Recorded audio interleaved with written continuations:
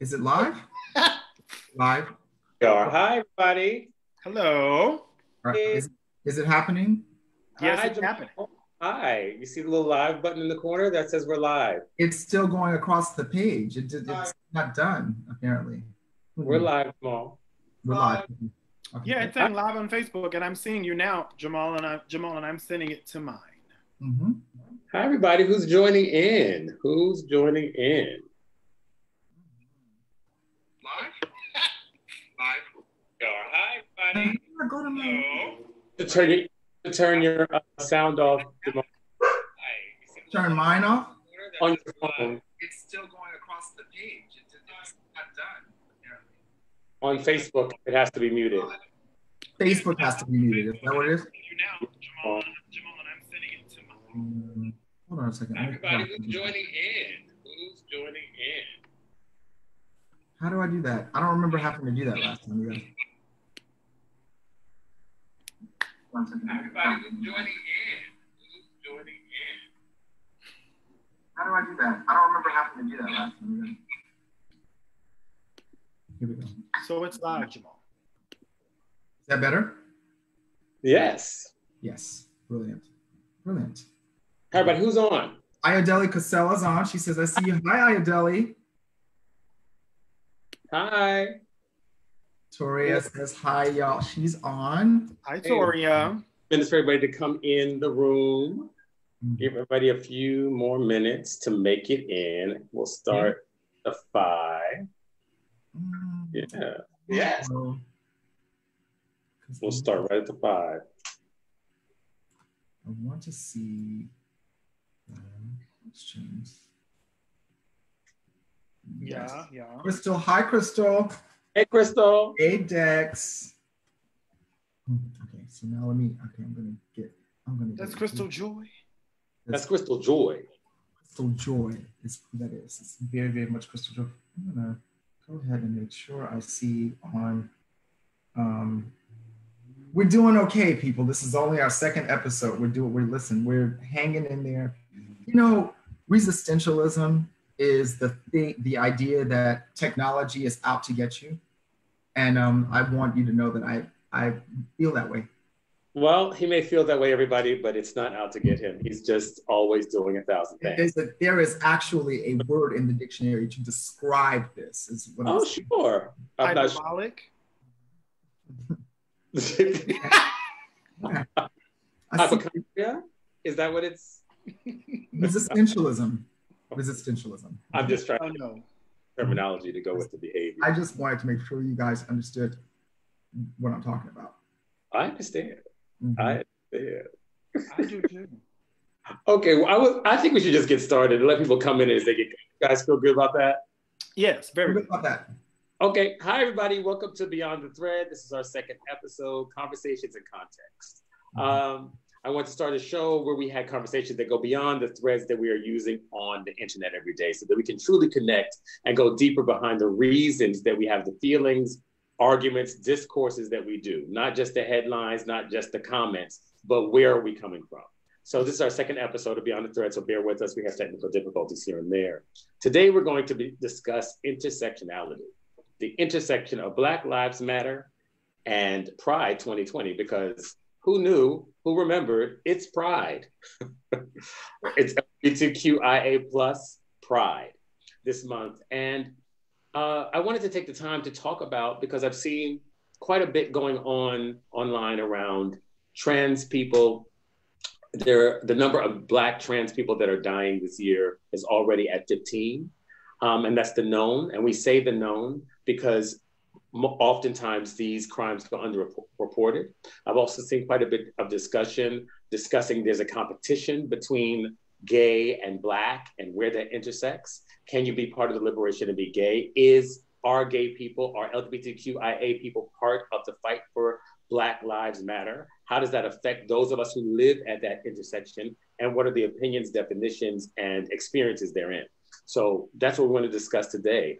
There's the intersections, which is, I'll explain a little bit, is where we all live. So the three of us on this thread today are Black, all of us Black identified, and gay identified or LGBTQ identified. both of us. And those are two intersections that we live at. When we live at those intersections, inside of us, there is no hierarchy. Whether I'm abused because I am Black, or whether I'm oppressed because I am gay, whether I'm proud of who I am one whole person, everything happens at the same time. However, in the world, what I show up first as is Black, because the oppression I receive behind my color and my race, behind our colors and our race, has nothing to do with our disclosure.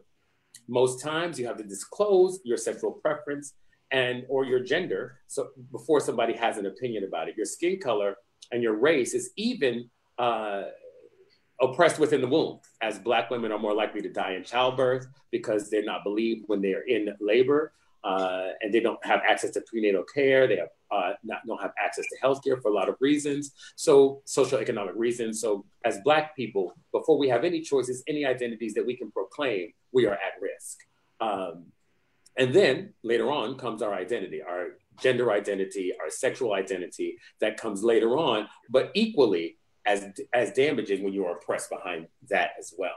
So I wanted to open the floor up with just maybe some personal stories about where we are, the three of us. How has intersection of being Black and gay affected us? I guess I'll go first. As a young person, I was always very aware of my Blackness. My parents raised me that way. I was always very vocal about the issues that surround the oppression of Black people.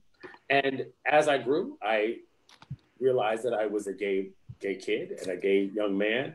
And I immediately started to find myself othered from the movement, othered from Blackness, not just the movement. You know, I went to high school in 1986. I know, I'm old, but I went to high school in 1986, the beginning of hip hop. And as much as I loved hip hop, every song from Rapper's Delight on had a lyric that disparaged gay people. Mm-hmm. Every single one. What is the lyric about Superman in his tights looking like a super freak? Something like that in the lyrics. It's always something inside of hip hop that's making me othered. Even though I would love the beat, I would be in the crew, I would battle all the people at the club and always win that way, but I was always marginalized behind my sexuality. And as I've gone forward in life, that hasn't changed. When I was old enough to be grown and go out, I lived in Brooklyn with some good friends of mine, near where Jamal lives now. I lived on Eastern Parkway. It was not quite as swanky as it is today or gentrified. And we would leave to go to the club. I would have to put on sweatpants and a sweatshirt and a backpack. And we would have to change, because you know, the look back in the day was the short shorts and the combat boots and the tank top. And we would wear that, but that would have to be under our sweats in our backpack. And we would get on the train in Eastern Parkway. And when we hit 14th Street was when we could disrobe and wear our club gear. And then within that community, Black gay people were relegated to certain bars and certain clubs because we could not get into other ones. Mm-hmm. And so that was the life that I lived for many, many years. One of the worst incidents I can remember, and I'll leave it at this, is I became a teacher, a dance teacher later on in life. Part of my in life is to use dance as a catalyst to uplift and bring light to our community. And so I was teaching in Brooklyn, and I had spent all day teaching and talking to Black kids about using dance as a catalyst to self-empowerment and understanding critical thought through dance. And I was feeling pretty good about myself. I had a couple of discussions with fathers who didn't want their children to be dancers, their male children. And I was coming home from teaching feeling great, and a bottle was thrown at me. And somebody in my neighborhood had called me Bhakti Boy, which is a disparaging word, faggot in, patois, Jamaican patois.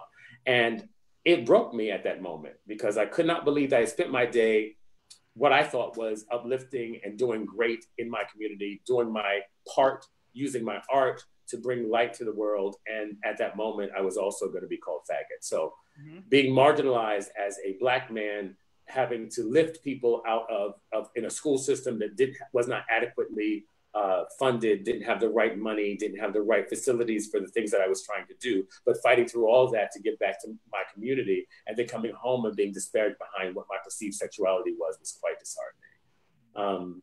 And that's where we are. I'll go to Jamal next. It's listening to you talk about that, listening to you relate that experience reminds me of all the times that I was call faggot or some version of that in elementary school, junior high school. You know, the minute that we get to a place where we're able to identify, you know, sexuality and then learn all the pejoratives, you know, we start using them. So I went through that too. And I remember the first time that I was called a black ass faggot by a black person was in junior high school. And I kind of went, yes. That, and even before I had all of the words and all of the information and all of the lived experience, there was something so disconcerting about that I had a pause before we could get into the real hurt of it. And then by that point, you know, I had heard different versions of it and understood the stupidity of it because of the basis for it. You know what I mean? The basis for faggot was never actually rooted in me doing anything homosexual, or that we could even perceive as homosexual in terms of stereotypes.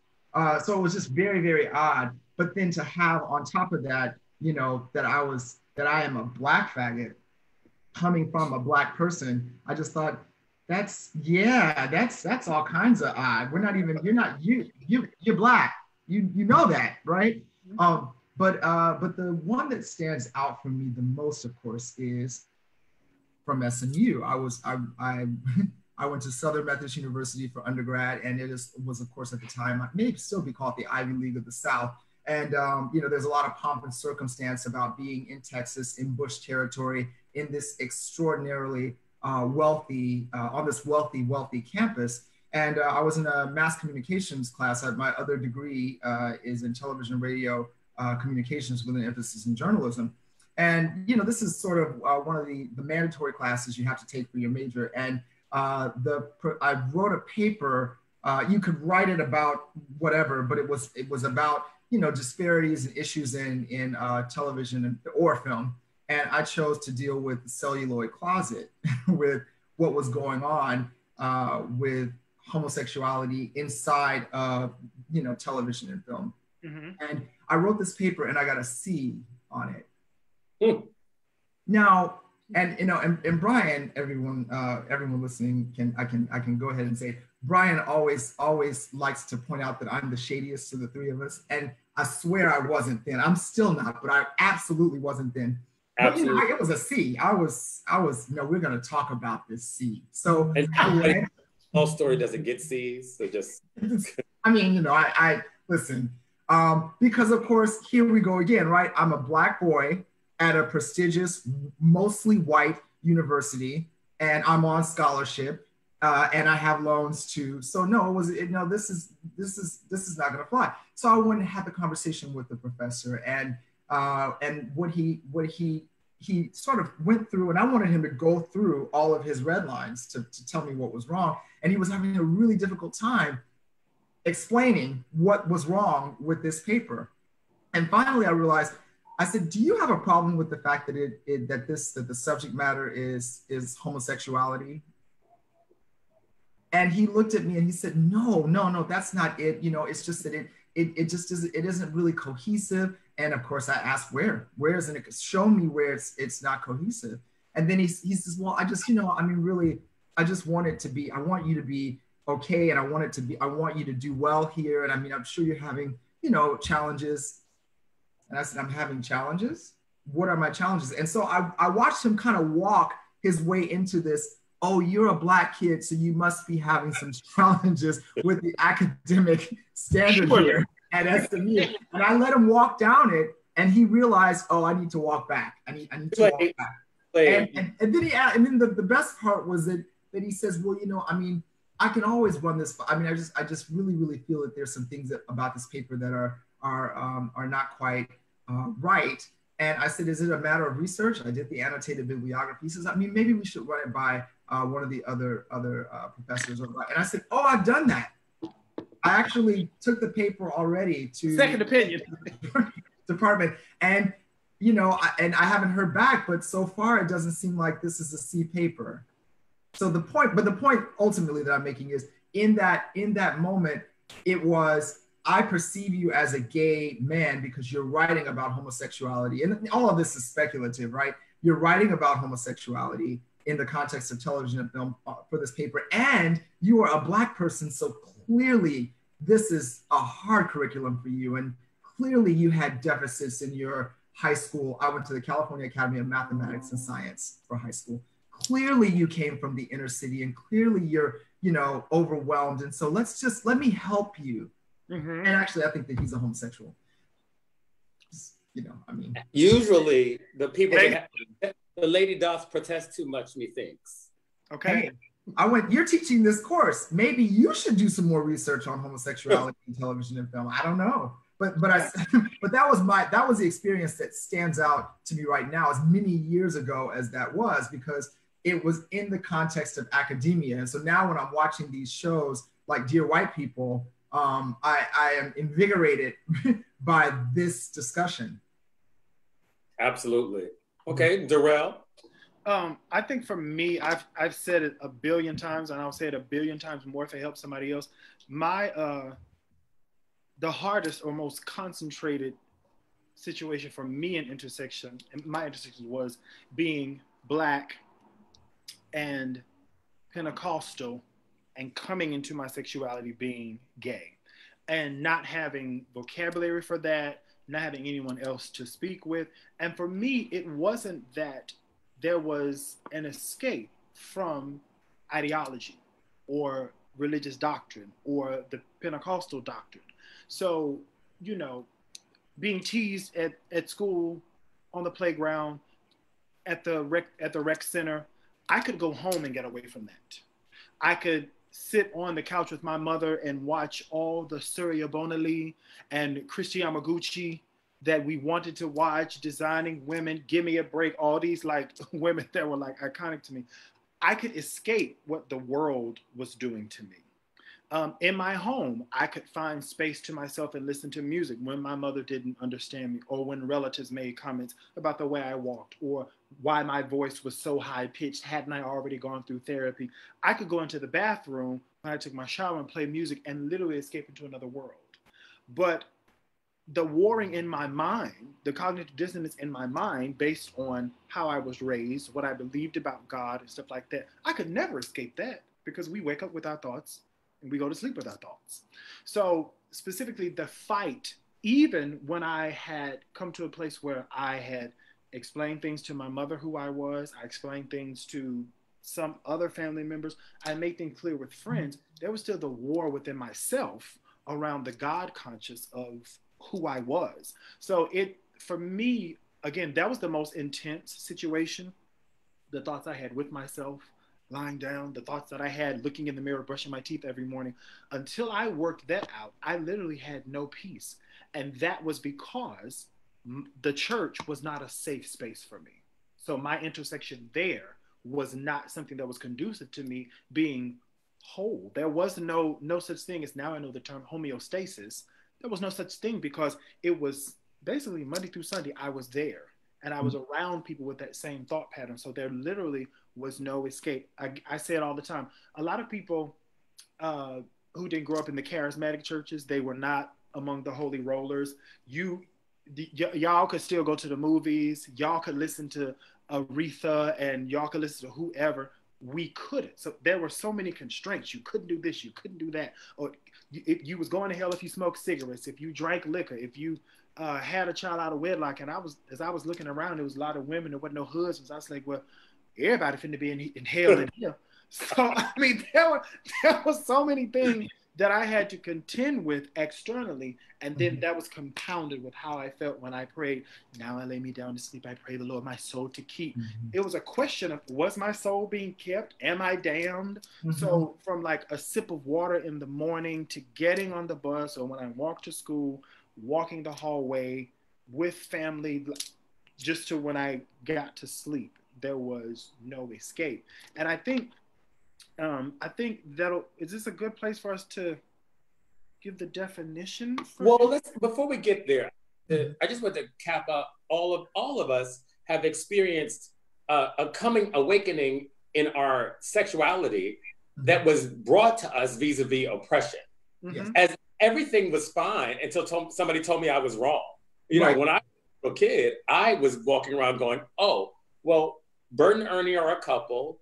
And that's what as a little kid, I just believed that. And I was like, and Wonder Woman, I love her lasso, and I have a crush on go away when she runs. An invisible plane. And I have a crush on Luke Skywalker, and and it was not a big deal to me until I was in church in circumstances in the Black community where I was called out of my name, which called faggot, or I was listening and I'm hearing people talk about men being with men and this is evil and wrong, and my ears start to ring.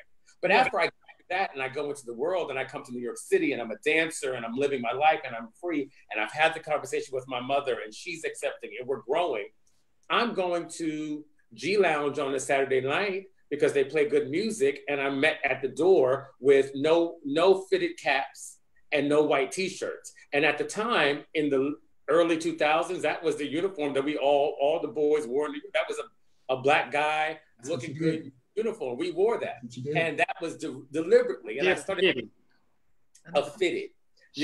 She was a little too butch for me. I never did. I don't even own one. In New York City, we used to have the fitted on and do all the Vogue steps and drop on our back and still have the fitted on. So we did all those things. But when I met those intersections where I couldn't get into clubs, when I was in Philly and I went to another club and all of my friends, any friends that I had that were white would go in, nobody would card them. They would card me repetitively. And at the time I didn't drive. I would have to take my passport because they wouldn't take my non-driver's ID. Right. My passport to go out. And every white boy in front of me walked in without one issue. And then conversely, I've always been very political minded. And I've always been, one night I sat up till 3 a.m. talking to my cousin. And we're talking about all the political things and we're having great conversations. And at the end of the night, I said, oh, and I should tell you I'm gay. And he told me he could not listen to my points of view or take all the sage advice I had given him because I'm gay. Which brings us right to living at the intersection of Black Lives Matter and pride and being gay and being an LGBTQIA plus community. What many people think is that there is a competition between the two. And the truth of the matter is that LGBTQ people have always been in the forefront of liberation for Black people quite specifically. Yes. Many people have heard of, but many people have not heard of Bayard Rustin, who was pivotal in the civil rights movement under Martin Luther King. Deron, why don't you give us a little bit about Bayard Rustin? So Rustin was fantastic, one of my life heroes. He was a pacifist. He was openly gay. And he stated, and you can find all of his speeches and everything on YouTube. In the 50s, openly gay in the 50s. To that. Like a full educated adult openly gay. And he said, I had to declare my sexuality and who I was so that I could be open and that I could make sure that people understood as long as you're silent, you're giving people more ammunition to hurt you, harm you, kill you. So Rustin was one of the most specific minds of the civil rights movement in the way of organization. He was the person that introduced Dr. King to nonviolent protest and demonstration. Dr. King did not start out being non-resistant. And if you follow Dr. King's speeches, and if you listen to the ones that are not as pleasant, which is these are the speeches that white folk want you to hear in elementary school and middle and high school. They love for you to hear, I have a dream. But they don't want you to hear his speeches where he said, I'm tired of getting hit. I actually want to fight back. He said, I want to live as long as everybody else. But he understood that he needed to, at that time, in the 60s in the civil rights movement, adhere to the strategy of nonviolent resistance. Now, Bayard Rustin was a pacifist. He would not go to war. He would not fight. So nonviolent resistance was not a strategy within a certain box of time for him. That was his way of life. And Darrell, tell us how did he end up not being a vocal? How did he end up being pushed to the shadows of the? His intersection of being Black and gay or LGBTQ, whatever, queer. So during the height of the planning of the movement, how they were moving everything forward, Adam Clayton Powell, and he's shown in the documentary Bayard Rustin, Brother Outsider. It's hard to find that documentary today. I don't know if it's because of rights or whatever, but I saw it on Logo some years back. But in Brother Outsider, they feature a clip of Adam Clayton Powell saying that there is, I'm paraphrasing, a nasty or vile entity or energy trying to make its way into the civil rights movement. He was referring to Bayard Rustin and other people that identified openly as LGBTQIA+, who were working in the civil rights movement. Now, what happened was Adam Clayton Powell, one of the strongest Black political figures in New York City, he basically said, "Listen, Rustin, you're not welcome here."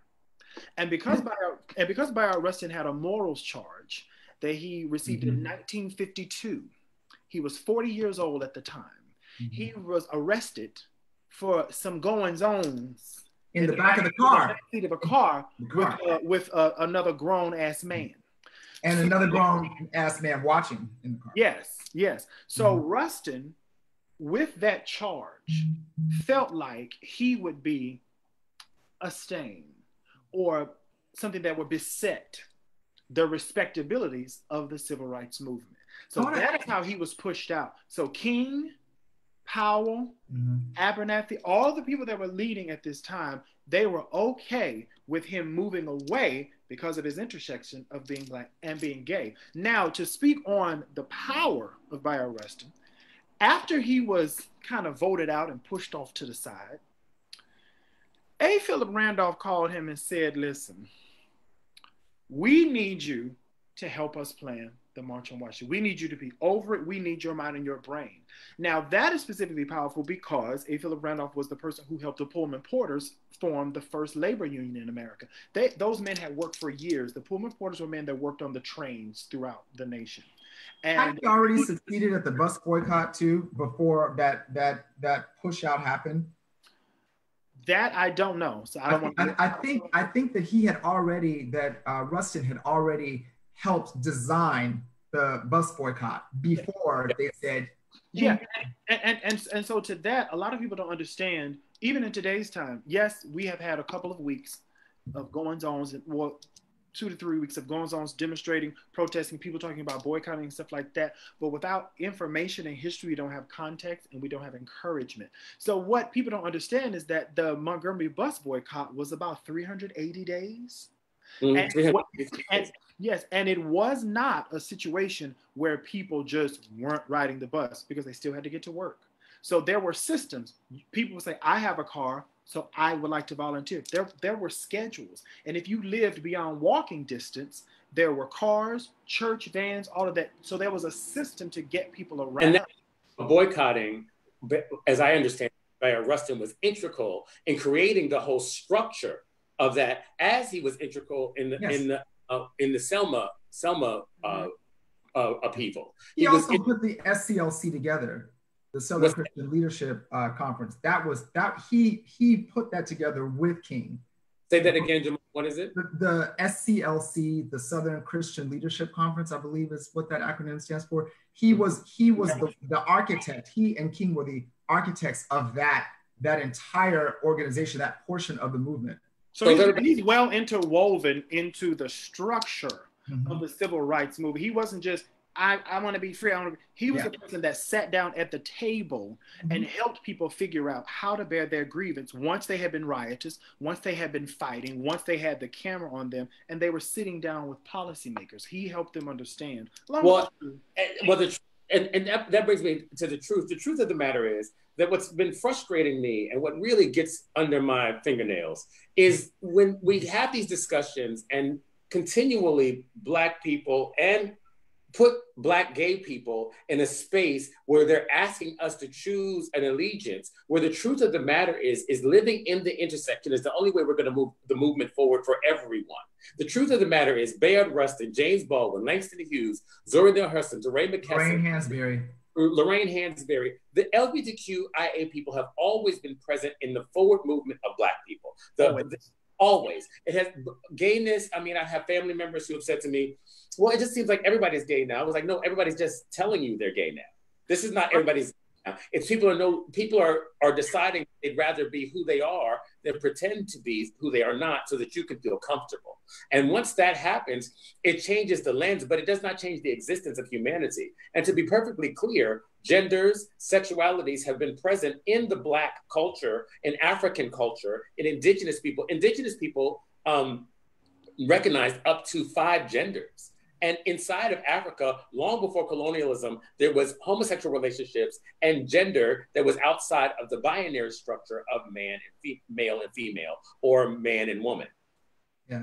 Those and conversely, inside of the gay community, what's really frustrating, you know, when I was going out, we had one street to go on in New York City, and that was Christopher Street. And you would go up and down Christopher Street all night.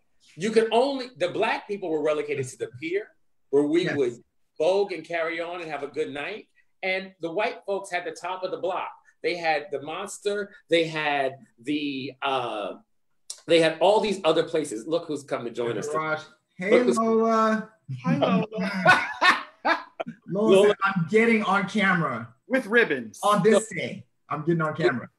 That is the structure of all that is really problematic for all of us. And when I would go to the top of the block and I would go to Stonewall, for years I thought Stonewall was a white establishment because I only saw white people at Stonewall. I never saw Black people. And then as an adult, I learned that the Stonewall was led by Black and Latinx drag queens and trans people and gay people. I had no idea that was the history until I was in my mid-20s. I stayed away from Stonewall and Duplex because, once again, the specter of racism was on us when we go into that establishment. You'd be ID'd down to the nines. They'd ask you how long you're going to stay. They'd move you from the front of the club, when white guys would stay out there all night long. And inside of the community, in the LGBTQ community, there was a degree of racism that was unheard of.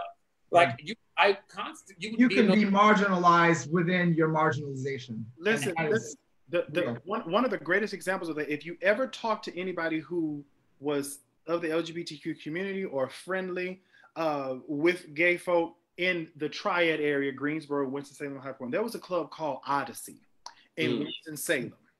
And anybody can describe it. When you walked in, you went to the right, there was an entrance to the left to the big expansive room where even in the summertime, the air conditioning made it almost sub-zero.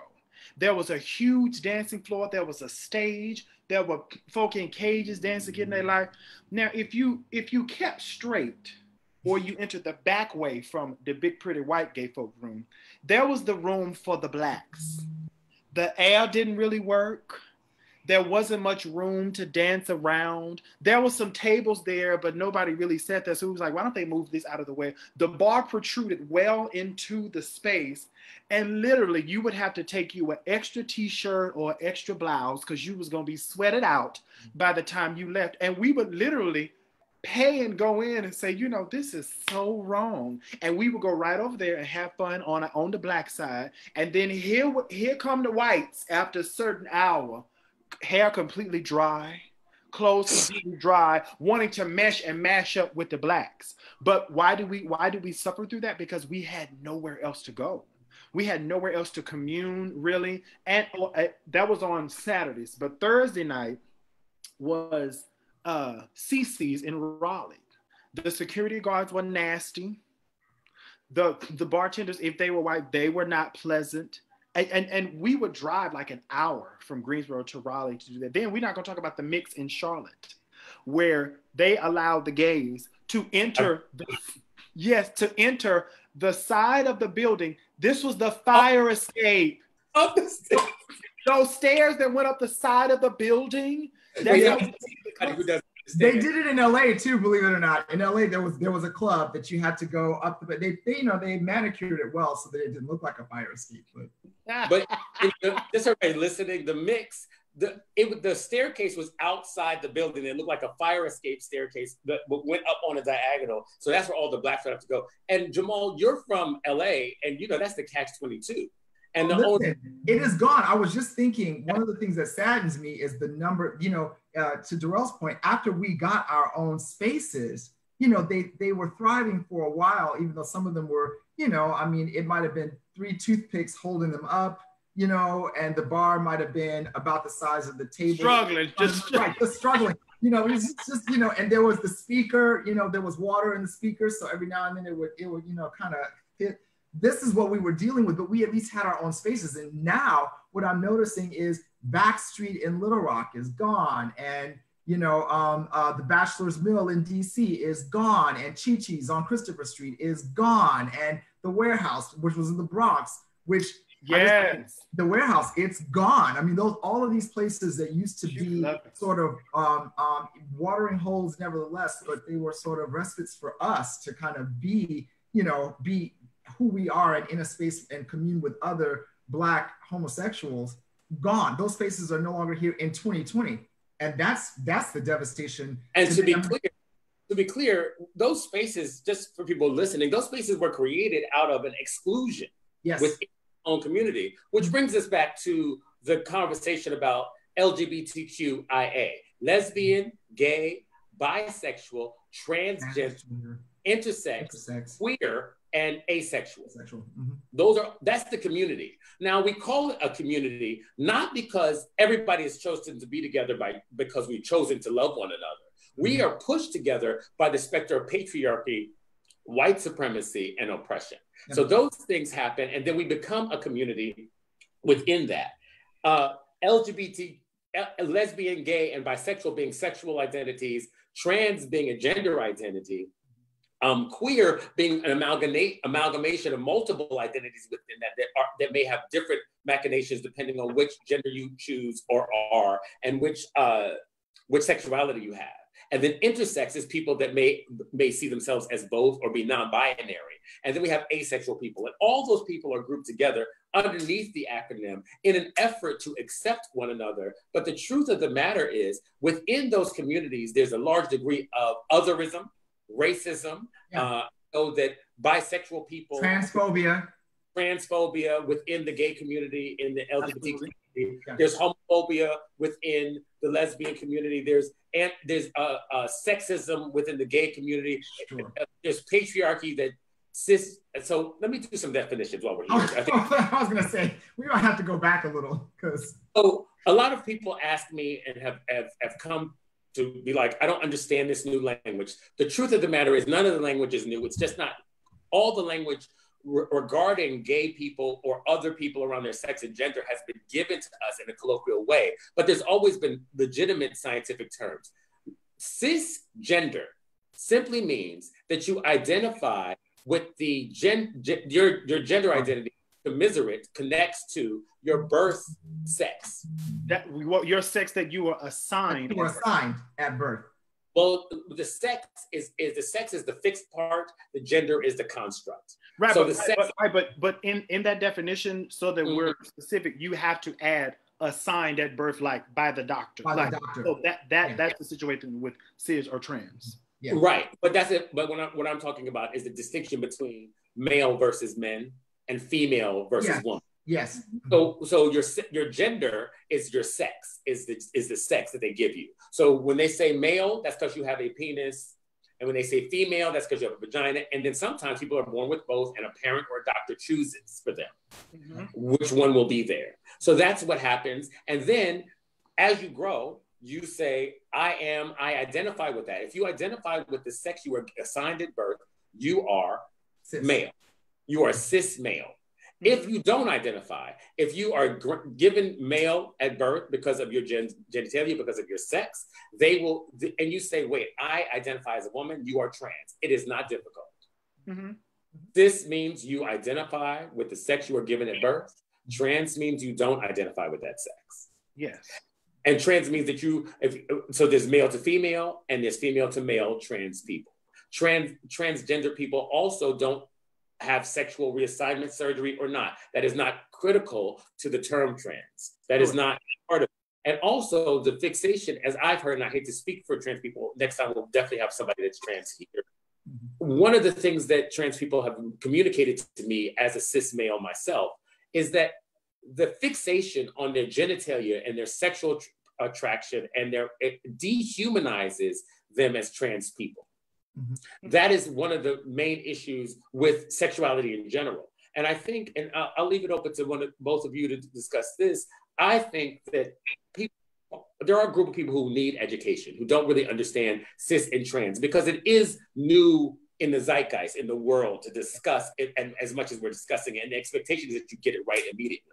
So there may be fumbles in language, but I also know from being a Black man and from being a gay man and people asking for education in both iterations, that there's a group of people who want to debunk your identity. So they're asking you questions in an effort to refute your experience, which is not the same as needing education. It is not difficult to understand. Somebody says, I was given the sex of a male as at birth. I don't identify with that. I identify as being a woman. If that is what that is, and we say this is a woman, done. There's no more conversation. The conversation starts to come with, and this is my theory, that people want to be able to identify with it as opposed to understand. If people say, well, I don't understand. No, you just don't identify. You don't see it in yourself. And conversely, sometimes you see it so much in yourself that you push it away. Yeah, and I'll bring up an example of, on Facebook the other day, I just made a post. I said, hey, heterosexual Black people, what do you know about transgender people? Let's talk. And a woman came on. She was correct in asking the question from her understanding and her privilege and her education. She said, do you mean cis people, CIS? I responded, I said, no. And I said, I'm asking this question. I'm meeting the majority of the people that I talk to where they are. Because so many of the people that I deal with that consider themselves to be heterosexual, they only see heterosexual, homosexual. Those are the terms that they actually recognize. Yeah. So I didn't want to say cisgendered, heterosexual. I wanted to speak from the experience that I've had, knowing and understanding that a lot of people don't know what the term cisgender means. And a lot of times, one thing I've also learned is that a lot of times, if people cannot pick up on words in your actual post, they're not going to engage, they're not going to comment. So as we were talking, as dialogue was going on the thread, I said, I'm using these terms right now. And I have to tell people, those of us who have a lot of information, Brian, you've told me this before, you can't speak from a place of being presumptuous, assuming that everyone knows what you've learned thus far in life. So I think it's important to recognize the people as we develop patience and wisdom, as we talk to people. I think it's important to know where people sit and what they understand. It's kind of like how you talk to a kid. You kind of ask them questions, oh, what are you learning in school? Well, so you kind of know how you can speak with them. So I think that's important in breaking down all of these terms and getting people to an elevated place of understanding.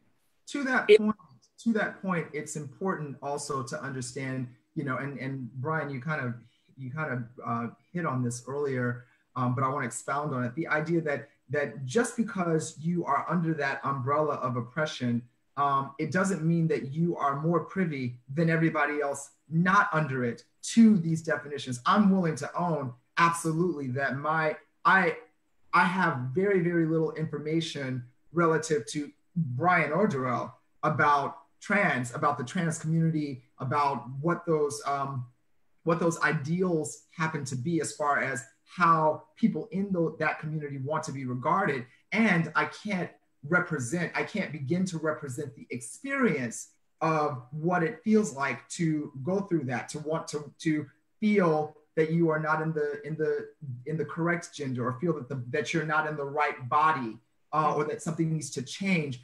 There's a whole metanoia that happens for them that I can't actually sort of relate to as an individual. And that lack of relatability, as far as not understanding, but actual sort of psychic connection, is no different for me than it would be for a cisgender heterosexual man.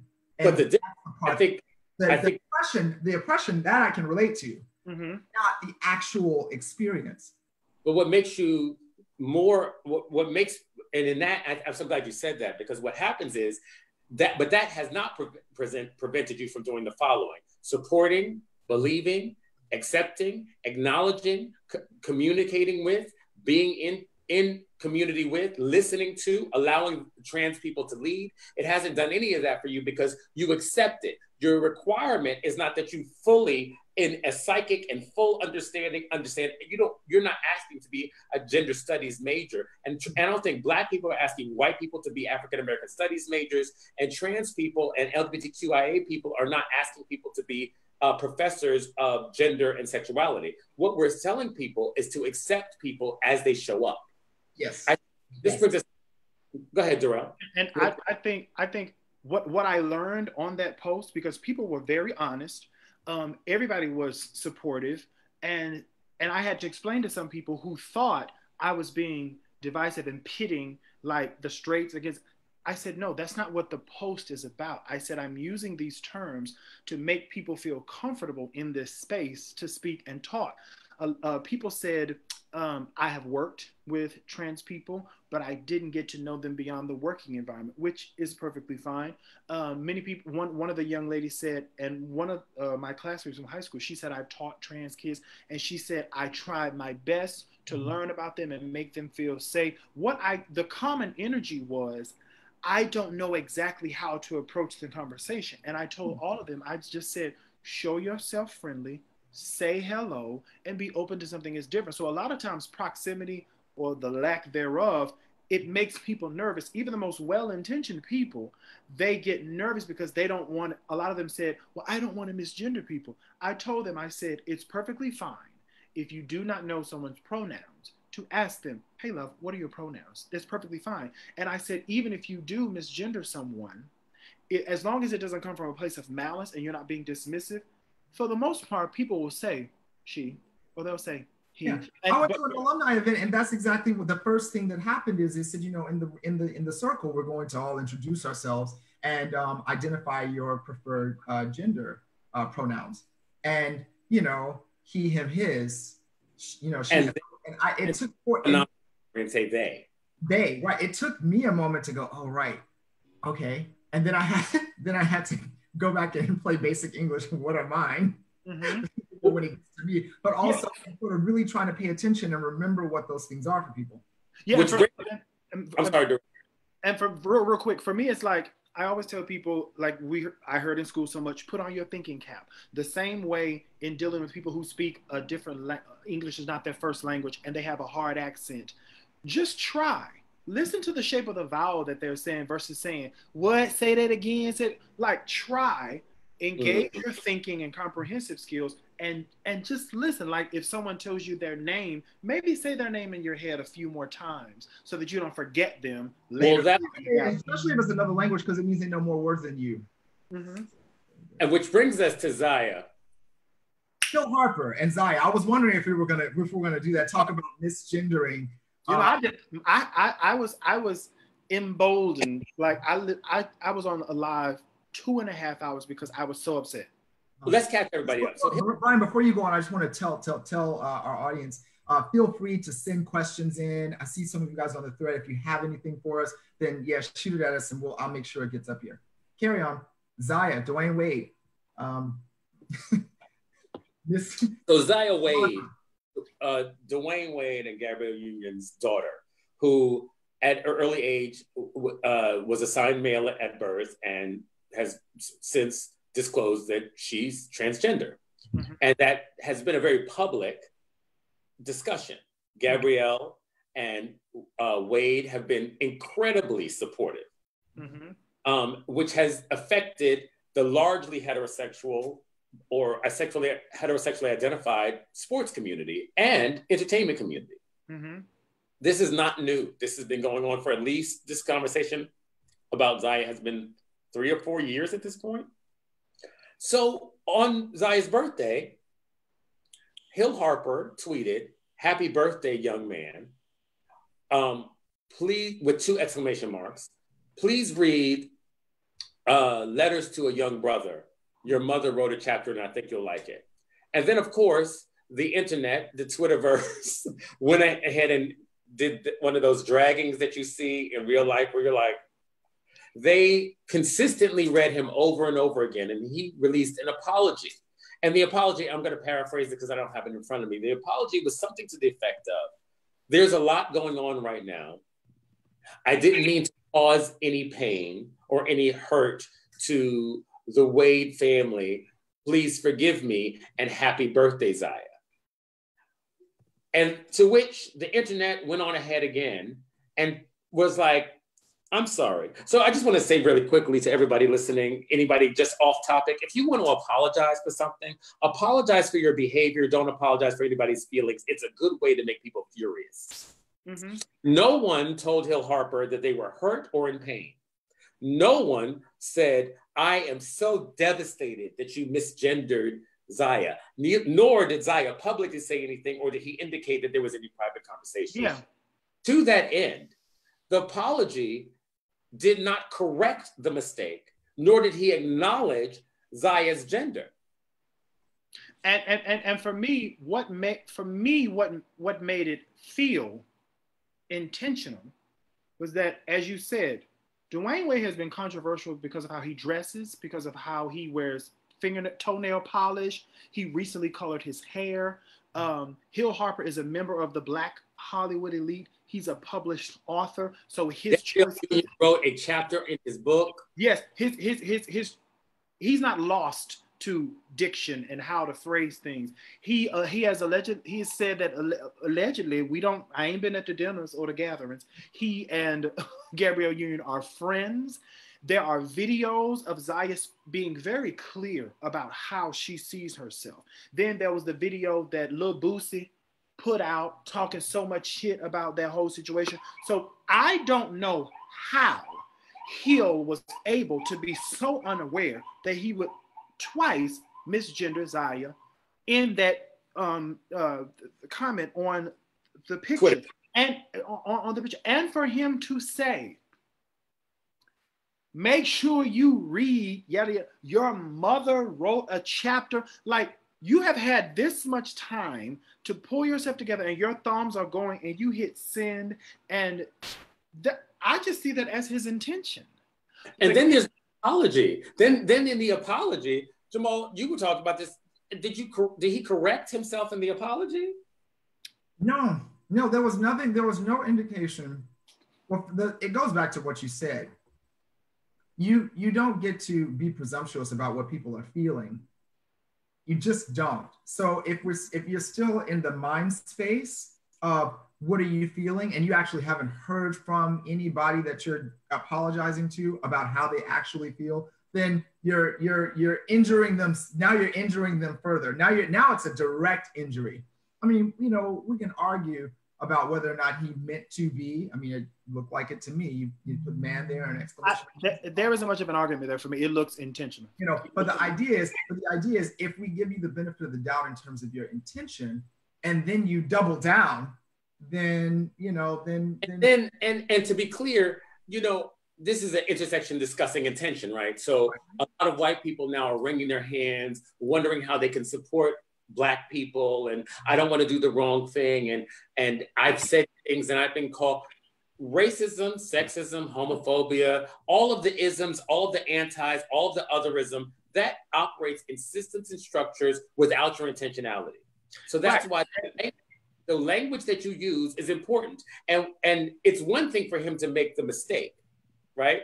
If it's a mistake, right? So you're saying, so you want us to, I'm going to go here. You're going to want us to accept that you share a theatrical acting community with Gabrielle Union, but you knew nothing of Zaya's transition. And then you want us to believe that you are a person who is in the motivational speaking for Black men, and you don't know anything about Zaya's transition. And you want us to believe that you are unaware of that whole thing and you made a mistake and you plugged your book at the same time. Okay, fine. If we go there, which I find it impossible to believe, but okay, you didn't know, you didn't do it on purpose. You were in the middle of a Black Lives Matter protest and you put that up there and went on. And then people said, no, Zaya is a she. You need to acknowledge her as such. And then when you get home, because it looked like you typed this, not finger typed it. When you went home and you said, I'm going to make an apology, you don't correct the behavior. And in that intersection, Zaya is both put out of the mission of, because the whole thing about letters to a young brother, because we know we say brother, we mean black, right? So what happens is Zaya has no home inside of the Black liberation moment, inside of the Black Lives Matter moment at that moment, because the young brothers, and I've seen the comments from Black men who are like, you got to be a brother, and all those other crazy comments about that. And the truth of the matter is, from my perspective, it's a colossal waste of time. Trans people are more likely to be, trans Black people are more likely to be killed and maimed and beaten than heterosexual cis Black men all day. And that's not our speculation. That's not what we're guessing. That is the fact of history. It's the fact of the history of human behavior. It is statistics. It's data on trans people being murdered. I think this is a good place for us just to read out specifically the definition of intersectionality. The interconnected nature of social categorizations such as race, class, and gender, as they apply to a given individual or group, regarded as creating overlapping and interdependent systems of discrimination or disadvantage. Say it again. The interconnected nature of social categorizations such as race, class, and gender, as they apply to a given individual or group, regarded as creating overlapping and interdependent systems of discrimination or disadvantage. So this is what we're talking about. This is the product of intersectionality, or the theory of intersectionality, where people are saying, okay, they Black, so we got to keep them down because they Black. Oh, and they gay, so we gotta compound some more stuff because they're gay. And as you recognize, literally, if we do the work and do the study, when we look at people who are X amount of many types of different, we see how hard it is for them to exist. Right now, we are seeing how hard it is for Black trans women to exist, because you Black when you walk in the door, and then they see a woman, and then they and then they find out she's trans. So intersectionality and these intertwined systems basically get us to a place where not only would Hill Harper misgender someone and then not do an authentic or genuine apology, when trans women are murdered, nobody's mad. The police ain't mad. The Black majority, the Black community en masse ain't mad. So these people literally see no justice. And even cis gay men are not mad. There is no there, and the reason that's problematic is that if we're going with the theory that injustice anywhere is injustice everywhere, this injustice is something that festers. It's as if you had some black mold in your basement and just a dot, and you ignored it because it was in the basement. Before you know it, it's in your lungs. And the truth of the matter is, when we allow the killing of the least of these, the least protected of us, we allow our own eventual killing and murder. When we're ignoring and sometimes participating in the abuse and beating of gay LGBTQIA people because of their sexuality within the Black community. I have had bottles thrown at me. We've had guns pulled on the way to the club. We had to go through those projects when I went to the Sound Factory, which was on 23rd Street and 11th Avenue, and used to walk from Christopher Street. The guys would chase us over there. These things create violence within your own community, and then put the people that are the least protected at risk to police violence. Because police are also killing trans people and raping trans people and raping gay people. And all of those things that are happening to LGBTQ people are happening. And we have a double specter of shame. So a lesbian, a bisexual person, we have a double specter of shame when we're dealing with circumstances. And then we can also look at, even within law enforcement, was it Brazil, one of those nations, I think it was Brazil, a trans woman was arrested. Yes. I was reading the story a couple of weeks ago. She was arrested after an altercation with a neighbor. She was beaten, like tormented, abused, and I think her head was shaven in the prison. And she was left lying out, nothing covering her body or anything like that. So it again, these systems, like we like to talk about systematic racism and the oppression that Black people suffer under whiteness, but we still have a certain level of strength and privilege as cisgendered men.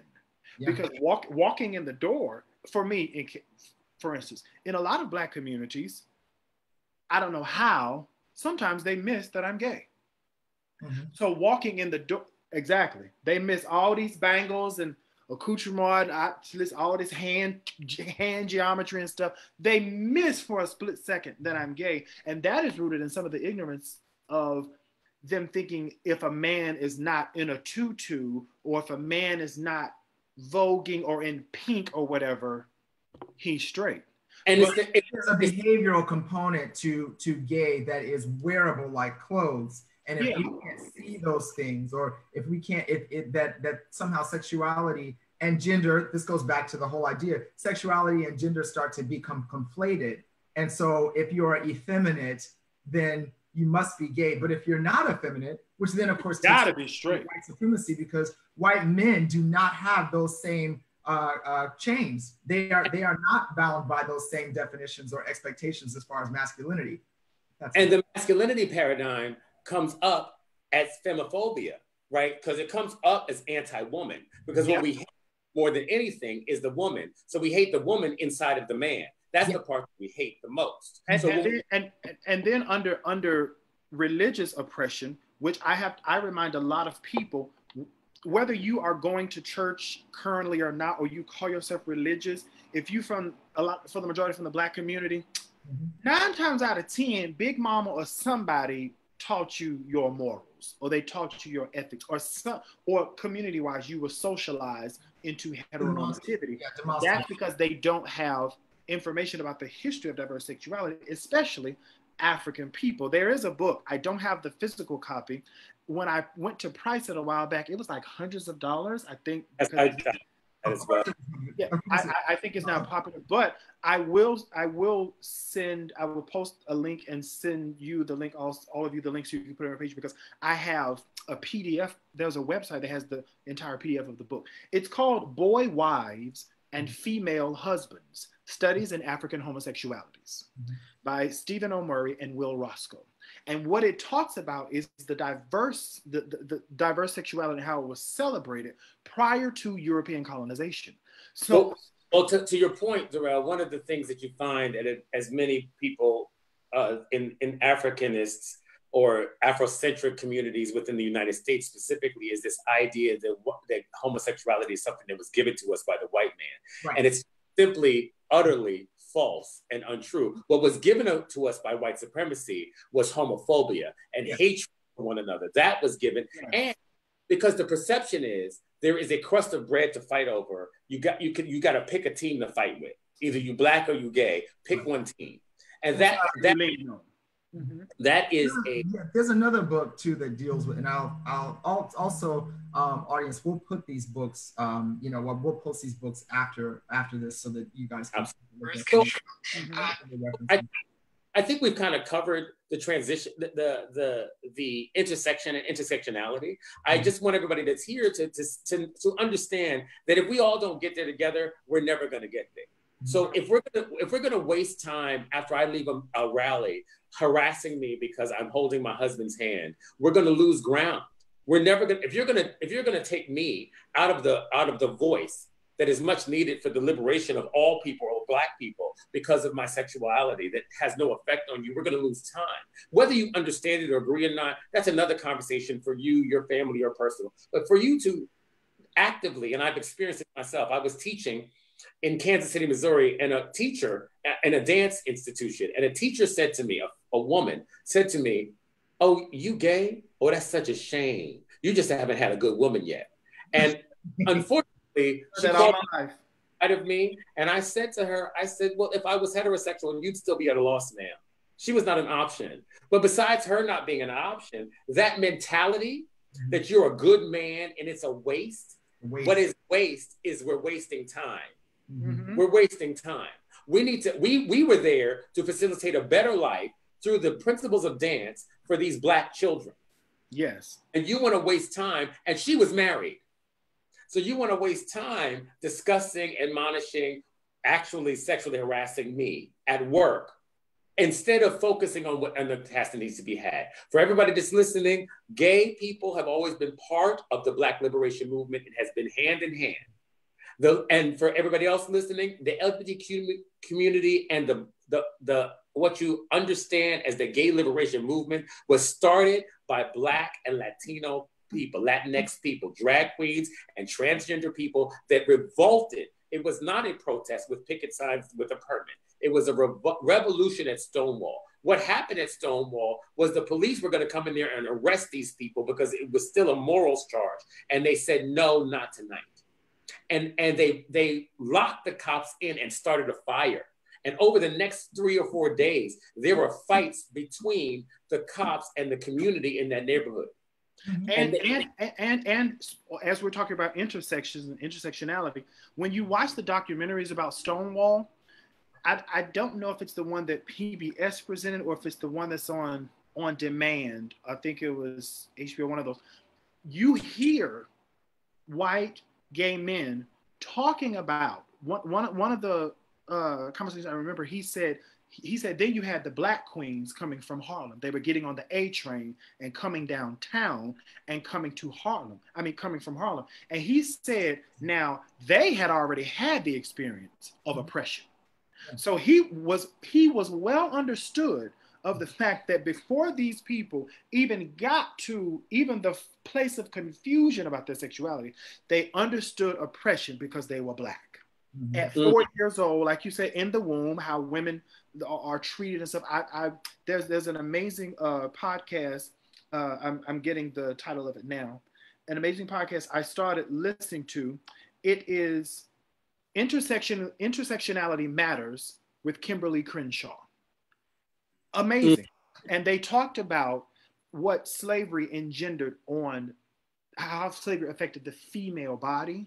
Mm-hmm. And the intersectionality starting there with the female body and property coming, all of this property that came through the Black womb, especially after the transcontinental slave trade had stopped. Mm-hmm. But again, we look at those people, and for me, I consider myself to know a little bit of something about the gays, but I did not know who Marsha P. Johnson was until like 6-7 years ago. I didn't know that the first person slinging bricks and fighting and cussing and scratching with the police was Black trans women. Well, and the idea too is that there are all kinds of people and all kinds of ways to protest and all kinds of people who are doing that kind of work. So, Stonewall, we're talking about, yes, let's pick up that baton, let's throw that bottle, let's burn that building, right? But then you have, we mentioned earlier some of the folks. You have Lorraine Hansberry, who is over here crafting these really, really, really brilliant explorations of Blackness with her pen. And inside of that are some of these same ideas and concepts that we're discussing. She's coming at it a different way, but those pieces of literature are still acts of protest, every single one. Right, and Baldwin, same thing. But recognizing that, I like to remind us, but understanding the work that Lorraine Hansberry did comes through a place of privilege and a bit of classism, but that's amazing. But what I love about Marsha P. Johnson is that when the fat meat got greasy, Mother did not walk away from the stove. She stood right there. She Are you hungry? Always. But I'm saying, so, and I love recognizing the different places of activism because we're all one body fitly joined together. The arm does one thing, the head does something. But again, like when it got to the crook of it, she was like, I don't have any more words. I don't have any more patience. I'm ready to fight. Well, and guys, I'm going to stop us there. I'm going to end it with this kind of timeline so everybody can see how intersectionality works. Martin Luther King was assassinated on April 4th, 1968. Mm-hmm. The Civil Rights Act was signed on April 11th after the riots. Mm-hmm. And then July 3rd, 1969, a year later, we have the Stonewall riots. Mm-hmm. That is showing you the trajectory and how once you break a moment, the next moment comes. Because we're connected. contrary to popular belief, everybody that's listening to hear this, we are all intrinsically and inextricably connected. Mm-hmm. If we all don't get there, none of us are getting there. Exactly. All of us, every human on this planet must fight for the liberation of every other human. As the coronavirus and COVID-19 is trying to tell us over and over again, the coronavirus does not know about your border, your gender, your sexuality. It doesn't care. And if you want to leave people in a jail and let them rot, if you want to let trans people not have homes, if you want to not care about Black people, we are all living together. Yes. To continue to fester. So I just want to give that timeline. And I want to start off the floor with some questions, if that's okay with the two of you. The first question somebody asked is, do you feel that Trump's rally on Saturday is suspicious? What are your views on why he planned it? Jamal? No, you're eating nothing. Nobody has anything. So for everybody, well, I'll say this. First of all, everything that Trump does is either suspicious or stupid. Or both. Or both. Or suspiciously stupid or stupidly suspicious. I mean, like, it's right. For me, because, you know, you're dealing with the administration and you're dealing with his advisors. He might listen to them. He might not. I think that that the initial idea of planning this in Tulsa, it was Tulsa, right? That was which I don't know. Wow, you're picking the place where, you know, where in 1921 Black Wall Street was decimated, where you know, sort of a thriving community of Black people was taken off the map. You're gonna choose there. You try to get the Black vote? Yeah. The moment that I got that news, I was absolutely done with trying to sort of look at those actions. Do I think that everything is strategic? Sure. Do I think the strategies are good or effective? And keep in mind, when I say, do I think the strategies are good or effective, I don't mean, do I believe in the messaging? I believe in the platform. No, I mean, do I think that on a basic strategic level, you mean the form to get what you want, do I think that this is an effective way to go about it? I'm the person who's able to separate those things and be completely objective and not judge it first and get to, is that effective? And the answer is no, absolutely not. The thought process behind that strategy is completely off the mark. And that was evident in the response that people had. Absolutely. He moved it off Juneteenth. The thing that he had it on Juneteenth, and here's what I think. I think the most insidious part about white supremacy, patriarchy, and all the otherisms of people and power structures is that hierarchy always looks like they're brilliant. The people at the height we want to make Donald Trump or oppressors into some kind of Lex Lutherian villain that has mad scientist brain that's coming and can figure everything out and is ready to get you. And the truth of the matter is, all that is required to maintain systems of oppression is cruelty and scavenger. You have to be a cruelty. But say again? And greed. And greed. You have to, but that's what I say by scavenger, right? So a scavenger, a carcass falls and the scavenger goes for whatever's there. A scavenger leverages to get the piece of meat that's on the floor. I think Trump is more of a scavenger than he is some kind of malevolent person who figures everything out and then makes a strategic move. He waits. He does. He's a provocateur, and then he picks up the pieces from there, and then he surrounds himself with people that he has stuff on so that they'll move for him when he can't move. I think that does it for that. But Herman Payne asked a question, and that question was from Allison's story. Herman Payne asked a question: how do you help transition your young trans male dancers that identify as female dancer? And what's that outcome? What is the best loving approach from male to female transition in terms of in a dance environment? Jamal, do you want to take that, or I'll take it? Start, and I'll interject. Okay, so I think the way to do that in the arts is to rely on the craft. I think the craft will lead what it needs to be done. I think the first thing we have to do is personally pull ourselves out of the way, our opinion. And that's when we're teaching, period. The second thing, Herman, I think we need to do is make sure that that person feels safe with you. So that, and then teach the craft of dancing. For the majority of dancing, until we get to doing roles, all of it is non-gendered. Yes. All of it. I mean, there are jumps and there's things that you do differently, but in 2020, women and men do much more to dancing on point shoes, do most of the same movements. So there's no need to really delineate that within the classroom if they're making that transition. And my next advice would be to consistently check in with that person and see how they're doing, so that you don't feel like you have to be so brilliant that you're able to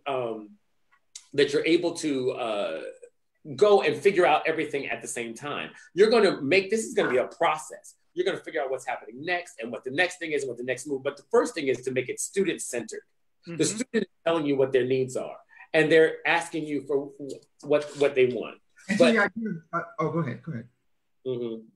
I was to the idea of that would be the part that I add. I agree with everything he said, and also the idea that you're still dealing in a teacher-student dynamic. So there's the education piece of it, right? So in the process of dealing with that journey for this person, you want to be careful about making sure, or careful to make sure, that you are giving this person the information that she needs about all of the gender expectations inside of dance, inside of classical ballet, inside of Black dance. I mean, we could do an entire session just on the ways that Black dance as a sort of world and Black concert dance specifically has created spaces of gender identity marginalization for the people who are dancing in it, especially the men, with respect to masculinity dictates and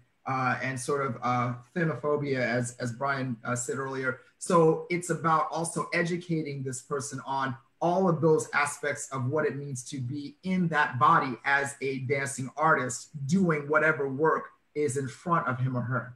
That's a part of it. It's the technique, it's the dancing that you have to do that part first, right? And then you have to understand what it is you're doing, and whom you're doing it for, and what those expectations are.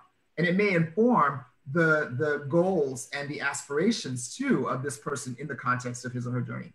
And one thing I would add with that, I was talking with Jewel Lane, choreographer, friend of all of ours. He's an amazing choreographer. He was working, I think it was with the students at U Arts, and we were just talking just about life and and he was talking about setting the choreography, and he said, he said specifically, I never tell a woman how to be a woman in the movement. He said, I give them the choreography and they can stylize it as they wish. He said, I never say, well, girl, you need to do it like this, or no, give me some. He said, I allow them to put who they are into the work. And I think that's great. And I mean, that goes on what you all were saying, but also making sure the environment is completely safe for their person. And I'm speaking on environment because when I was in college, I think it was after I graduated, but I was still around A&T, maybe my senior year, I don't know. It was a young lady who was transgender. Her mother wanted her to be recognized as male, a boy. The school had her listed as male, a man. On a daily basis, she wanted to be seen as a girl. Our theater department they had to sit down and say, listen, what are we going to do? I told them, I said, you need to address her as she is asking. I said, I understand the situation with her mother, her home life and stuff like that. I said, but her mother is not dictating this class on a daily basis. And I understand the situation where her mother was paying for it, this, that, and the third. I said, but you all cannot compound her oppression. She's dealing with her mother. Her mother is in a whole nother city. And her mother's a human being. The right. truth of the Right. But again, but as far as like in the university setting, with dealing with the parent, and then there was also how she was registered on paperwork as the student. That was the male name and all this stuff like that. But I was saying, at least in the environment of the studio when she's taking class, in the shows and stuff like that, at least give her the respect. And it got to a place where they were able to have a conversation with her mother and say, listen, this is what it's going to be, because this is what is going to work best for your child, the human being that you brought into the world. So the space was made safe for her for the most. She did have one problem with one of the professors who didn't want to go with it, but for the majority of the space in the hallway, dressing rooms, she was right over there with the women. You know, what's interesting now, we have a friend, Christian McConnell, who works in North Carolina currently. And now a lot of the language has shifted in higher education to honor those transitions and all those identities, which is cool. And I think in studio life, it's a little different because we don't have those kinds of training and vetting ideals. But the idea is to first educate yourself as much as you can on what that transition is like. And then the next question would be to center the child. I'm going to go on to the next question. Carmen Jones, I believe, says, this is a funny one. Yeah. Am I wrong for being upset about Aunt Jemima and Uncle Ben being taken? And I'm going to say, you can feel, Carmen, however you want to feel. However you want to feel. I was going to say she's on the fence because she feels that they're talking about her family, but she understands the meaning. Right. Well, you can feel however you want to feel, and we all, and this is a good conversation, I think. We'll go here briefly. We all have attachments to things that we grew up with that may not be of the utmost correct thing or humane thing or egalitarian thing. We may be these statues that are being pulled down, these Confederate flags that are being pulled down, these symbols that we have grown up with. Oppression. Symbols. And once you unpack certain symbols, you see behind them and you have to honor what you know. When you don't know, you don't know. But now, Aunt Jemima played. Yes, and what people see today. Enslaved African, I should say. Yes, and what people see today is not the original Aunt Jemima. So when you don't have the information on like the lineage of propagandist material, words, images, caricatures, when you go back and look at, and the Aunt Jemima we have now was that the mid 80s when she was revisioned. She got perm. She got a Vigoro. Yeah. The pearls, and she had on a nice red lip, but originally it was a woman that looked more like Hattie McDaniels, because that was a part of the propaganda that tore down the idea. Because she like a mammy. I mean, Mrs. Butterworth, the whole jar, the whole bottle was a mammy. The scarf up here. So they sat in a design meeting and said, "This is our bottle." The whole jar. So for me, I'm glad they've taken it off. I'm glad they're about to take off Uncle Ben's. I'm glad.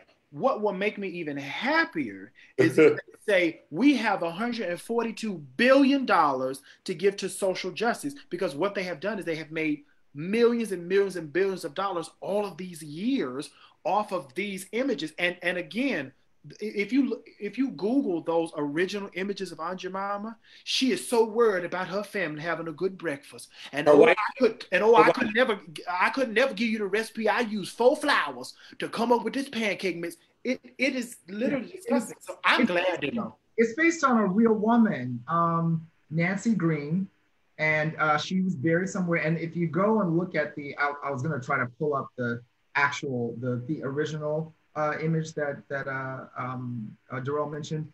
But yeah, it was based on a real woman. And yes, they did rebrand her, and she looks a lot different now. I will say that this is beyond the thread, so I'm going to take us back to the thread for a second. I did see someone posted Candace Owens and Ben Carson as Aunt Jemima and Uncle Ben.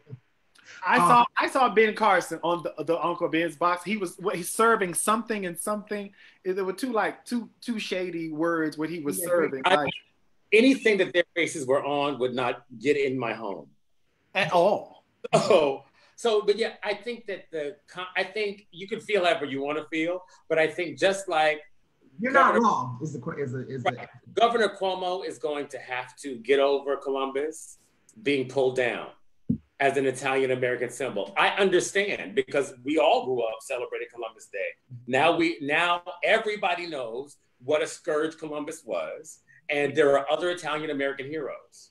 So and every year I make sure on Columbus Day that I go by the statue at 59th Street Columbus Circle and I shoot at the bird. And I take a picture of myself shooting at the bird. I make a point of that within my day while the sun is still in the sky.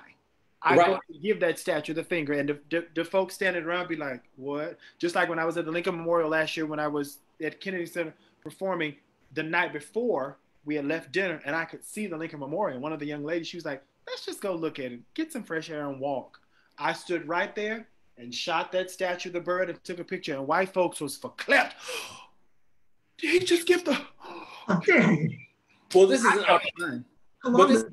This is an so when they put up in Columbus Circle, there's the actual statue of Columbus, and they erected a room around it that summer, so that you could actually go up and see it. The idea being, it's up there and people see it, but people can't really see it. So let's actually make it. Let's make it. Let's curate it. Let's curate it, and you can go up. I don't know if you guys saw. This was for a good summer. I want to say about. No, I didn't know that. I was angry. I went, really? Well, because they curated it without the true history of it, right? If we're going to curate it, then put all of the diseases that he passed, all the slaves he had, all the people that were raped, all the people that were killed, where Columbus landed, which was not India. America. Mm-hmm. America Vespucci, the West Indies. America Vespucci landed here. That's why this is called America. Mm-hmm. Columbus did not land on the North American soil, just to be very clear. Yeah. But we digress. He also called the natives Indians because he thought he was. Yes. He thought he was in India, and when he was in the West Indies, which is why we called it the West Indies. Listen, this is a whole other show. We won't go there, but just that is so a lot of stupidity in this. I will let Ebony Williams have one of our last questions. Ebony says, "What do you think about the presidential candidate of choice, Joe Biden?" Now, Ebony, ma'am, that's a nice. She's setting us up. She's setting up. We love. Can I just say? I'm going to say we love Ebony. We're going to do a whole show just on the genius Ebony as a performing artist. Yes, she's a dancer. She's worth it. She's worth it. That said, Brian, continue on. Carry on. Well, I'm going to go ahead and take this because I don't think my two co-hosts are interested in this particular unpacking, but they may jump in. Yes. Joe Biden is what we have. We have a choice, Joe Biden or Donald Trump. That is the entirety of the option. Yep. So that is the comparison and the conversation in context that you have to make a choice about. Now, to be clear, Joe Biden is 77 years old. His policies have ranged from the worst to the best throughout his career. Yes. When people say to me they are unsoothed by Joe Biden, I often ask, when were you soothed? Do they say unsoothed? You've heard someone say about Joe. Oh, with the exact politician. None of them are soothing. Well, that's where I'm going, because they say I have to hold my nose and vote for Joe Biden. And I'm like, when is it that you didn't hold your nose in history to vote? And if you say Barack Obama, I want you to keep in mind that was also a vote for Joe Biden because that was Barack Obama's vice president. So if you happily, tearfully clicked yes on Barack Obama, you happily, tearfully clicked yes on Joe Biden because the vice president for the first Black president in the United States had a very good chance of being the president because we know the hatred and vitriol that Barack Obama went on. We were all concerned about him being assassinated. Right. We all thought, all the Black people, how many thought there was going to be an assassination attempt? I was terrified. I prayed every week. Every day. Right. So I have never in my lifetime had the privilege of voting for a candidate to which I was like, I love this person. I think they're Get me wonderful. to the polls. I believe in them. Everything they've said, I am lockstep with. They represent my intersection as a gay Black man. Because keep in mind, Barack Obama's belief in my right to marry evolved. Because when he took office, he did not agree with the right to marry for gay people. He said it was between a man and a woman. So that evolved. So there was never a point in my life, and I don't really believe in most Black people's lives, regardless of your sexual or gender identity, that you've had the ability to vote for a presidency that you felt had your best interest specifically as a Black person at hand. Yeah.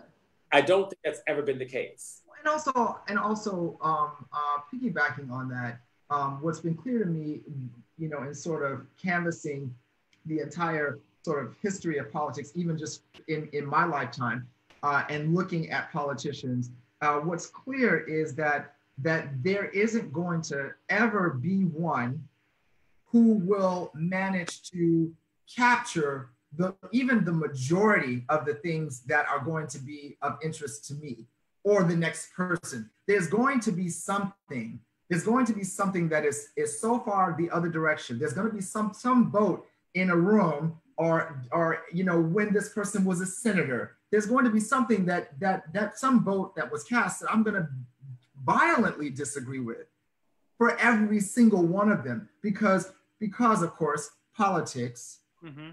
It's a messy world, and also I'm never absolutely convinced that the decisions that people make under the aegis of politics actually represent the things that they themselves believe in all the time. That's sort of the nature of the thing. That's sort of endemic to politics.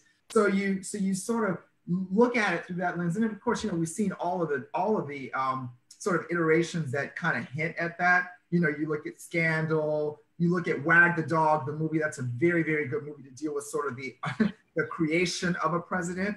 But you look at all of these things that sort of get into the idea that the ideology is not going to be complete for you, nor is it going to be absolutely true.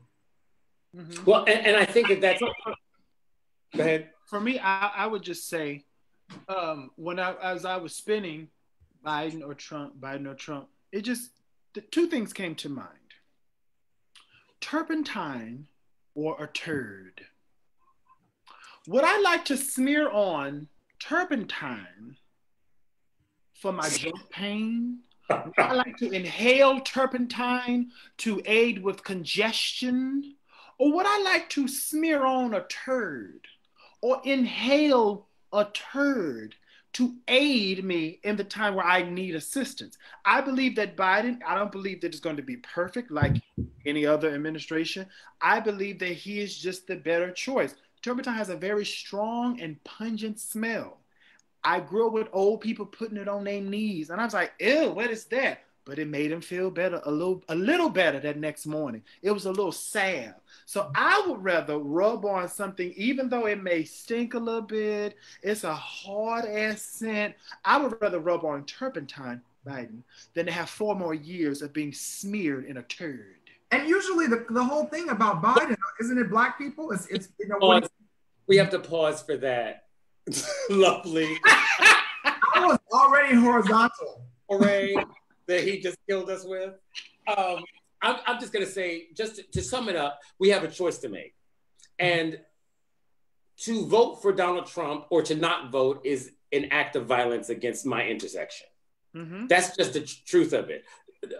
And I want everybody to really recognize that a president only in the last, what would you guys say, last 50 years has been a catch-all for all of government. Mm-hmm. A president is not the only thing that happens. The reason that the Republicans were so eager to let Trump be there, they don't believe in Trump. They don't like Trump. But when he won the nomination and beat out all those other people, they knew that they could get all of their agendas done underneath him. Or they thought. They just didn't like his lack of decorum or lack of comportment. Yes. Because they've all been that. Right. And the other thing too, go ahead. I was going to say the other thing to that too is that I'm hoping that this is the sort of the thing that's getting out there, either in earnestness or even in just rhetoric. But the idea that we have to be conscious about voting on all levels. It's not just about the president of the United States. It's about the governor where we live. It's about the civic people. It's about the mayor. Even it's about all of those things. We have to vote all the way down, and they get educated about it all the way down. I'm going to stop you there because that we will definitely, everybody that's watching and people that, if you tell a friend, we will cover voting. We are going to get to that because that is a big thing. But I want us to take the time that it takes to really unpack our issues with voting, the history therein, the nostalgia that young people who were born with Bill Clinton as president or Barack Obama as president feel, and what they imagine a president could do. Even if the president said all the right things, what they imagined that Bernie Sanders could do in office versus what Bernie Sanders might not ever be able to do with a Republican Senate and a Republican majority Supreme Court. And if there's not a Republican House, and if we don't vote in, and we don't have the right people, and we do voter oppression, and we do all these things that are going on, it's going to affect the whole system. So I'll say this, Ebony, Joe Biden, Donald Trump, that's all we got. Turpentine, turd. Third. That's all we got. We don't have, and if somebody wants to talk about a third option, a third party candidate would have to show up before 15 minutes before the election to start making their platforms known. We know how Jill Stein got us all jacked and screwed because she was affiliated and at that same table with some people that were arrested under the Trump administration in dealings with Russia. And where is Jill Stein today? Where is her platform? Where is all of her care about people? The sidest of eye goes to Jill Stein. Sidest. Yeah, like the corner, the whole corner of the white area should go. Because, man, where the muscle starts hurting. Yeah, ma'am, where are you? Because if you wanted all these changes and all these wonderful things, did that stop because you lost the election? Apparently. Yes. It's a game. Yeah. It's a strategy.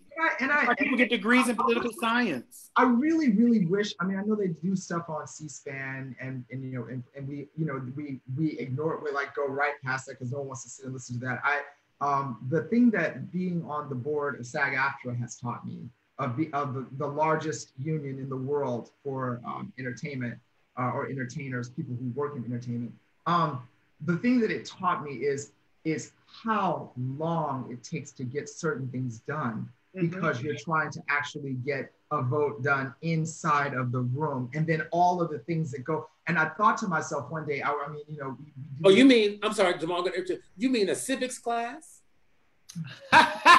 That they took out of curriculums again for high schoolers. Shady one. They think I'm the shady one, people. Anyway, yeah. The thing is, you sit in those rooms. I mean, I've been in a national board meeting that is literally all weekend, and one of the things that got me is I thought, wow, we're just dealing with the things that affect constituencies of workers in television and film, and broadcasting and all that stuff. We're just dealing with that.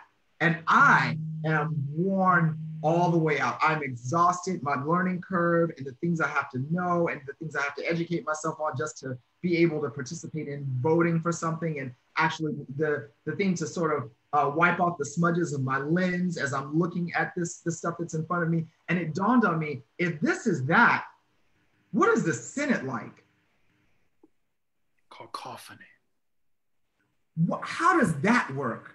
And then you started dealing with Robert's rules and order and how that has to go and how people can manipulate those things. And let's not even discuss lobbyists and money that goes behind lobbyists, special interest groups, and and so many of us, because they have taken the process of making law out of the knowledge of the regular people, because they've taken that out of our hands, many people don't understand that you can come up and be the most righteous person in the world. And can you guys hear me? You can come up and be the most righteous person in the world, but if you're not backed, you're not going to make it through, which is why Elizabeth Warren's platform was to get the money out of politics after she had taken her share, but she didn't want to get it out. I was just about to say that lobbyism should be outlawed, just like the electoral college should be outlawed. And a lot of people don't understand that lobbyism came about when the American financial powers needed to get McKinley in office. So Right. Carnegie, Rockefeller, Morgan, all of those Brett, people. I'll let you go. I'm going to stop you right there because that's a whole nother show. Brian, there's one other question that I missed. Brian, there's a question that I missed. We kind of hit on it, but just for good measure, this is from my cousin Tammy. Is there discrimination among and within the LGBTQ community? How do you help transition? We did that. That was a next question from someone else. But is there discrimination among and within the LGBTQ community? That was a different question from the other. Can we say it in unison, guys? 1, 2, 3. Yes. Yes. Yes. There is discrimination of all kinds. I'll just take you through some of them. There is racism in all of it. Yes. Racism is racism. So white men are white men. And even though they may have be marginalized due to their sexuality when they choose to disclose it or and not. White women are white women. Right. And white women are women. And Karen exists in the LGBTQ community, in the lesbian community, all over the place. There is also masculinity issues within the gay community. There are my theory is that when the HIV and AIDS epidemic hit the community, white men were able to say silence equals death. And although Black people were a part of that, Black people did not have the autonomy financially and socioeconomically to step away from their communities. So masculinity and hip hop became a great place to be within that. The gym became a thing because the gym was, I'm the eldest in this room, the gym was not a thing in the late 80s, mid 90s. It wasn't a thing in terms of that is part of the gay experience. Being in shape, having a small waist, looking great was part of it. AIDS hit and being bigger and buffer and more masculine became a real thing. It happened to coincide with hip hop. I have a theory that the two things connected inside the Black gay community and created the split within us. So there is anti-transness in the gay community. There is anti-drag within the gay community. There is femophobia all over the place. Yeah. All you need to do is on any app, any hookup app, no fat, no femme, that's all part of it. So we are part of what I know is every micro community within the larger macro community will take on the behaviors of the macro community because that's what we're learning. So we're going to take on the systems of patriarchy, white supremacy, and all the otherism that goes on. We take that into our own communities and we let that play out. There is forms of assimilation. Right, our assimilation, and then we disconnect because we are not allowed to be somewhere, but we recreate because we're not rethinking what's going on. We go, oh, I wasn't letting that door, and we pull on that door and pull on that door and pull on that door. And when we go somewhere else, we create that same door for someone else to pull on. And oftentimes the level of aspirational assimilationism in the gay community is directly proportional to how deeply you are in the closet. Yes. Because and that closetness is directly affected not to how much you are encouraged to be your authentic, true self. If you do not have a space as a young person to develop without the pressures of the society around you, making choices for you, you will inevitably have some kind of self-hatred that you play out on others. Yes, and it often and that is compounded by in addition to the idea that there is no, the basic way I look at it for people who want to figure that out is there is no gay puberty, meaning that all of the things that you have in society, we grow up and then all these, you hate Sally and now you love Sally, now you want to kiss her and we're going to, aunties and uncles are going to help orchestrate, how that's going to go. And then we have the junior prom and then we have the senior prom and then we have dating and then we have shows that show you how to do that and then talk about that. And now we can go sit at the barbershop and have conversations about women. And I'm a young man and I'm listening to the older guys and blah, blah, blah.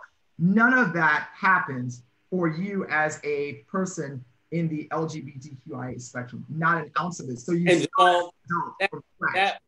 the three of us have been discussing that for years. Yeah.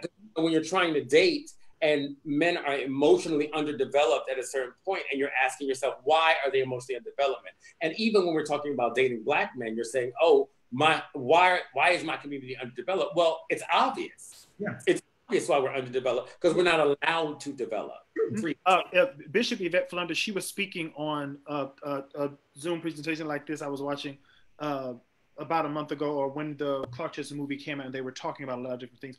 But when she got on sexuality and the actual act, like sex, she said, those of us in the LGBTQIA plus community, she said, we came into our sexuality and the actual act of sex on a crapshoot. Right. It's just from Monday to Tuesday to Wednesday, what do I do? Some of us had older people to help us. Some of us only had like our friends, our gay friends. But she said, ultimately, we came into this with no tools, no skill set, no vocabulary. And we were basically just living like, just what are we going to do? And she said, the problem with that is set in, as we all know, when the fat meat got greasy and we wanted to do some touching and some mashing. We needed more information that we just did not have.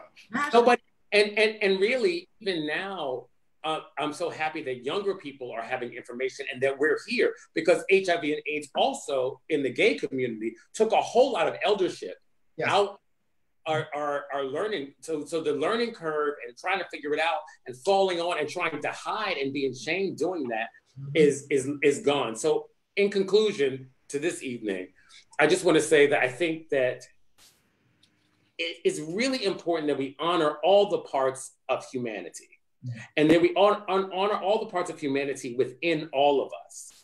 The intersectionality of oppression needs to be thrown off so that the intersecting identities that we all share are able to have space. If I am to be a soldier on the front line of Black liberation, I need to be able to embrace my husband after said day of, if we're gonna talk about self-care, if I can't have self-care with somebody that loves and honors me, and if I am in a space where I'm not only trying to fight off the oppression of white supremacy, but I then have to fight off the oppression of homophobia, because I'm afraid Johan and I, my husband and I, went to the Black Lives Matter mural that's painted in Brooklyn. Yeah. We didn't hold hands. And even though we saw white boys, because it's gentrified now, holding hands over there, we did not. Because we are still conscious of that when you get into Black conscious spaces. Yes. When you get into Black conscious spaces, the first thing you're going to meet, and I hate to use this word because it's actually a great word in African, a hotep is going to come up and be like, you ain't really about it because you a fad, you a sissy. Got the Black Israelites that used to stand on the corner that would admonish all of the white people. If you walk by and you had too much switch in your step, or they could sense that you were gay, or they saw you with your partner, they would cuss you out on that corner. I lived through it when I lived in Queens almost every week when I had to go to Jamaica Center to take the train to come into the city. If I was not dressed the right way, they were going to say something, or there was going to be an energy shot right at me as I walked by. And let's be clear so everybody understands, that energy that we're discussing is not about hurt feelings. It's about the danger of our lives. Yes, exactly. About people wanting to have physical violence, because LGBTQIA people experience physical violence. And the physical violence, you believe that you are part of the problem and you need to be erased. And so the dehumanization of LGBTQIA people, as well as the dehumanization of Black people, share that intersection. And the truth of the matter is, gay people, LGBTQ people are in the forefront and in the vanguard of all of this. So I just want to leave everybody with this evening. This has been a wonderful discussion. Thank you, Jamal Story. Thank you, Darrell J. Hunt. Please follow both of them. Tomorrow, Jamal will be speaking for the New York dance community in, where will you be, Jamal? Tell us. At City Hall at 2 o'clock. For those of you guys who are in New York, please come out. I'm there on behalf of Tiffany Ray Fisher, who was one of the people who helped to put this Juneteenth sort of celebration. It is not the inauguration of Juneteenth. Obviously, Juneteenth has been around forever, but we are now starting to come into the consciousness right now, in light of everything going on. And so that's what this event is about. I would love for you to come. City Hall, right outside City Hall there, and there will be also soapboxes. So those of you guys who have things to say, there are going to be other places where you can actually speak out if you want to. All right. Thank you, everybody. Thank you all. All you know, connect us tonight. Okay, now I have to figure this out. Wait, hold on. I got technical difficulties. I'm leaving. And I'm leaving. No, why are you leaving? No, don't leave. No, I'd like to give a shout out to my husband, Johan Nigel Thomas, who's our technical producer. He made the commercial, he made the video, he made the flyer. So I really want to just say. Also, can I just say, I'm going to go ahead and plug us because, you know, I'm ghetto in that way. I want for all of you guys who, if you have enjoyed any of this content or the episode 1 that's still on my website and actually, I mean, on my Facebook and will be on the website with this one and on Brian's and Darrell's platforms as well. If you got anything out of that you think others need, please feel free to share this with them. Send it to them, email it to them, send them the link, tell them to get educated, whatever, you know, and if you disagree, that's cool too. We will hear it. We will inbox me, DM me, and I will bring those things back to you. It was just conversations. That's what this Beyond the Thread conversation is all about. Mm-hmm. Jamal, take us out of here so that I don't look crazy leaving. So you have to. Oh, here I go. Stay where you at, Brian. Bye, everybody. Bye. Am I- We're not. We're still live. We're still live.